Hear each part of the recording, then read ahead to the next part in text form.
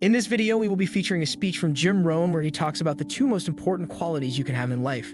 This is one of Jim Rohn's greatest trainings. It taught me what it truly takes to leave a legacy that will last long after you are gone. If you do not develop the two qualities covered in this video, your chances of success will be minimal. Learning to cultivate these two qualities into my personality is what has driven me to the largest heights of success in my life, and I hope it helps you too. Here's Jim Rohn. Now, there are two qualities that can increase your chances of success. Two very important qualities. Number one, patience. Number two, persistence. Let's talk about patience for a moment. Patience is what? Learning to handle the passing of time. Now, once you've had an appetite for success and you start going for it, now you've got to learn to handle the passing of time. Here's why. It takes time. It takes time to build a corporate work of art. It takes time to build a symphony orchestra with flawless music and harmony that sends you on flights of ecstasy, to be remembered long after the orchestra has shut down and the lights have gone out. It takes time to put harmony together. It takes time to build a life. It takes time to build an enterprise. It takes time to get through school. It takes time to develop and grow. So give your enterprise time. Give your business time. If you're in management, give your people time. If you're a parent, give your kids time. Don't be too short, too quick. Give them time. Now, not forever, but time. It takes time. Here's the ultimate challenge. You've got to have patience with yourself. It takes time to make changes in habit and discipline. It takes time to correct old errors in judgment and to finally give up old blame and pick up new responsibility. I'm telling you, it took me some time. I used to blame the government and blame taxes and blame the company and blame the marketplace. It took me a long time to give that up. That was a pretty comfortable list to explain my empty bank account, pennies in my pocket, nothing in the bank, not doing well, embarrassed by my situation. It took time to give that up and only blame myself. That took a while. So have patience with yourself, number one. And number two, while you're dealing with the passing of time, number two is to keep doing it. Be persistent. Be tenacious. Keep doing it until. As long as you are patient and persistent, it's hard to elude success. As long as you maintain patience and persistence, tenacity, there's only one person, just one person that will draw the line between success and failure. One person, and that person is you. So be patient. Be persistent. You need both patience and persistence together, and here's why. Lack of patience is probably the worst enemy of ambition.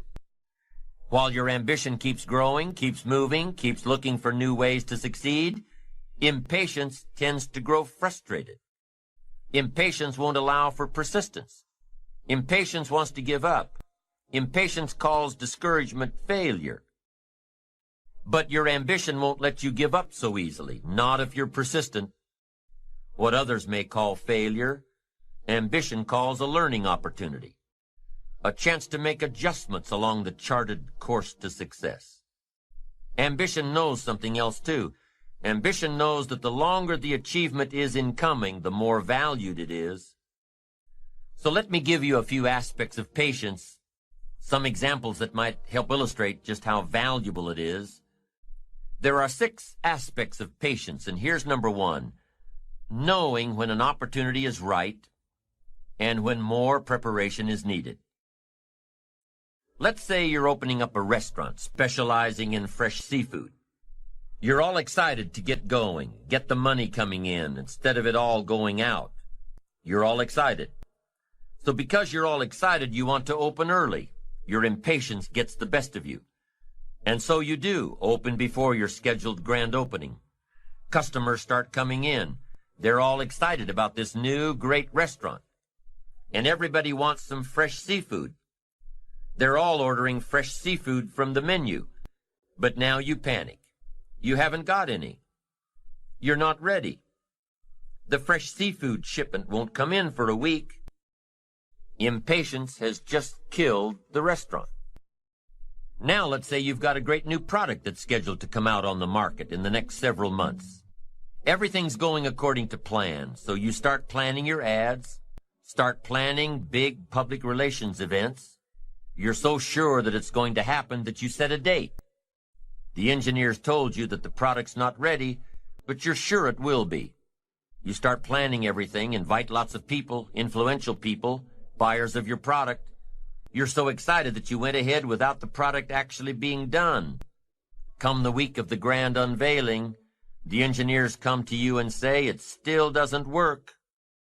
Your impatience just lost you credibility in the marketplace.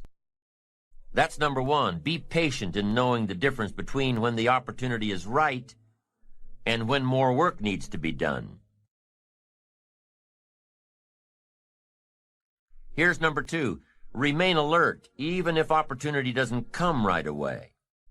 Make sure that your patience allows you to keep your eyes open and ready for opportunity. Keep looking. Be patient. Number three, keep preparing for opportunities, even if there's a delay. Even if things aren't going just the way you think they should, keep your disappointments at bay and keep getting ready for opportunities. Be prepared. Always be prepared. Don't let impatience allow you to give up. Number four, impatience. Take the little setbacks in stride. Take the little successes in stride. Don't let small disappointments discourage you. Don't let the little successes delude you. Avoid the emotional roller coaster that will always disrupt your plan. Number five, if you're waiting on the decisions of others, be patient. You cannot control the decision-making abilities of others. You cannot control their timing. If your project was to come up before the board in one meeting and time ran out, and they moved your project to the top of the agenda for the next meeting, be patient. Don't be frustrated about what you have no control over. And number six, take a vacation from your ambition. If you've been working day after day, week after week, month after month without a break, take a vacation from your ambition. The patient person, secure in their ambition, knows that the drive and ambition will still be there, even after some time off.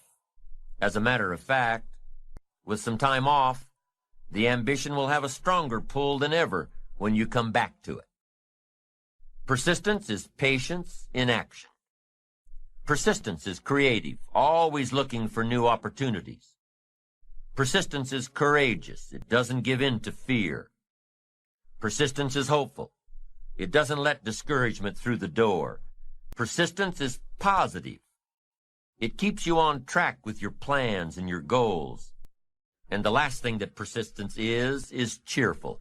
Not gloomy, cheerful. Time is the mightiest force in the world, or even in the universe. Why would you ever choose to fight time when you could have time on your side?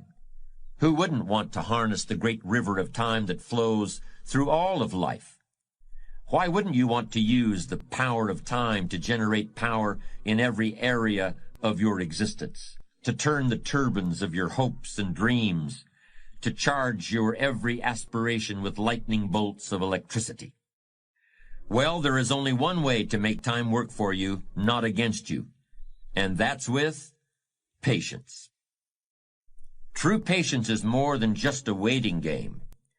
Patience doesn't mean you sit around hoping for something to happen. Patience is not a passive quality. Don't concentrate on things you can't influence. Instead, focus on things you can control. It's strange, but young people have a much more difficult time with patience than people who have more experience in the world. It seems like the older people get, the more able they are to wait, despite the fact that sometimes they have considerably less time to wait in. You could argue that older people ought to learn how to act quickly and decisively, while younger people need to learn how to wait. When you're young, you really have just about all the time in the world, and you just can't wait to use it. For a young person to have patience is a rare and powerful thing. How can we explain that impatience of the young? Maybe it's because when you're a teenager or in your early 20s, 1 year seems like a very long time. 5 years seems like forever, and 10 years is almost more than you can possibly imagine. But more mature individuals can actually look back 10 or 20 or even 30 years, and they can use the knowledge they've gained to create patience and a sense of perspective. A patient man is always richer than the impatient one because the patient man can always afford to wait. The patient man is never desperate. The patient man has time to spare, while the man in a hurry is always on the verge of bankruptcy as far as time is concerned. In any situation you can think of, impatience is a source of weakness and fear, while patience is substance and strength. If you can only see the short term, if you can only think in terms of the here and now, then you are like a man with one eye. You can't judge distances. You live in a world that's flat and two-dimensional. In other words, the impatient person lacks all sense of perspective. Perspective lets you measure your plans and current events against things that have already occurred and also against your desires and aspirations for the future. Then and now, here and there, near and far, need and know, watch and wait. These are the dual optics that allow the patient man to see in stereo, where the nearsighted person sees only the present, or the dreamer sees only an imaginary future, and more likely than not, trips over his mistakes trying to get there. If you're in a hurry, if you need to see results tomorrow, you're putting a lot of pressure on everybody, and there's likely to be a great deal of disappointment. But if you can afford to wait, you can ride out the hard times and eventually realize a profit. The odd thing is, sometimes waiting for years is easier than it is to wait for a few days or even a few minutes. None of us felt too strained because we had to wait 12 years to go through grammar school, middle school, and high school before getting out, or at least the first 11 and a half years didn't strain my patience. But ask me to wait 45 minutes for a plane flight, or 20 minutes in the waiting room of a dentist's office, and if you catch me on the wrong day, it's almost more than I can handle. We all find ways to wait for the next paycheck, but how many can wait patiently in a checkout line in a crowded supermarket? How many people can stand and wait quietly for an overdue train on a railroad platform? It's as though there are two kinds of patience. The kind that sets you up for the long term and gives you the promise of a better and richer day after tomorrow. Then there's the other kind. The sort of patience that helps you remain sane and sociable while you're waiting in line or watching the clock or waiting for a pot of water to boil. These kinds of patience, so different and yet so much the same, meld into your character and have a fundamental effect on your physical constitution. Any doctor will tell you that it's better for you and everyone around you if you don't get exasperated with little things, if you don't fly off the handle at every annoyance and stick in your way. It keeps your blood pressure down and your friends and neighbors happy if you can greet life's little problems with equanimity and patience. Because almost all problems can be solved if only you take the time to see them and think them through. That's very easy to understand and it's very easy to say, but it takes strong character to put it into practice. I'm never sure what to think when people say, I want to make $1 million by the time I'm 40, or I want to retire by the age of 45. This combination of goals plus deadlines strikes me as short-sighted, and maybe even a bit naive. It takes a worthwhile goal and subjects it to an imposed timetable. While you might have an idea of what $1 million would mean to you, or you might have really exciting plans for your life after you hang up the tie and business suit, I don't see how a person can reasonably expect to know who or what he will be or think or feel at some arbitrary moment in the future. This kind of thinking misses the whole point of success. The real payoff in financial and worldly success isn't the result of an amount of money divided by the age you are when you get it, or some other actuarial formula. The real payoff is found in the qualities of character you develop along the way. There's a story about a young man who had a very old and rich uncle. When the uncle died, the young man was called to the office of his attorney and told that he'd been left a huge fortune. To collect it, however, he first had to run a certain errand which was described on a slip of paper.